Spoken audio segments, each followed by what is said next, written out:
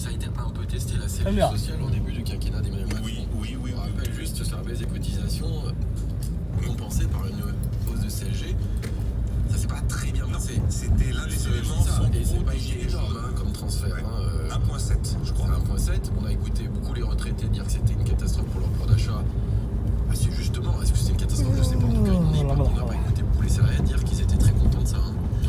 Donc c'est toujours ça. Je veux dire, l'économie, moi je suis d'accord qu'effectivement ces transferts-là sont intéressants parce qu'il faudrait diminuer le poids des prélèvements sur le travail et les reporter ailleurs. Donc soit sur le capital, soit sur les transmissions, soit éventuellement peut-être faire participer un peu plus les retraités. Mais ces transferts-là, ça fait aussi des perdants. Et c'est vrai que dans l'économie politique, il faut gérer quand même ces perdants. Alors soit on le fait à coût budgétaire équivalent, et donc il y a des transferts, soit effectivement il faut lâcher un peu sur les finances publiques, mais on n'a pas beaucoup les moyens en ce moment. Enfin, ce que je veux dire, c'est que c'est une question bien sûr extrêmement intéressante sur laquelle il faut travailler. C'est une façon de résoudre ce problème-là.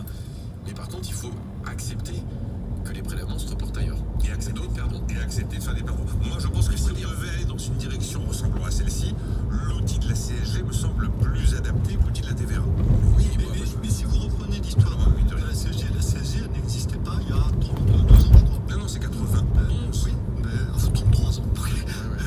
Voilà, elle a été créée par une volonté politique. C'est au même moment d'ailleurs, on commence les allègements de cotisation au niveau du SMIC juste après. C'est le même Premier ministre, c'est pas par hasard. Et donc, il y a plus de 30 ans, c'est aujourd'hui, si je ne m'abuse, le deuxième impôt français. Oui, la deuxième recette. Derrière la TVA.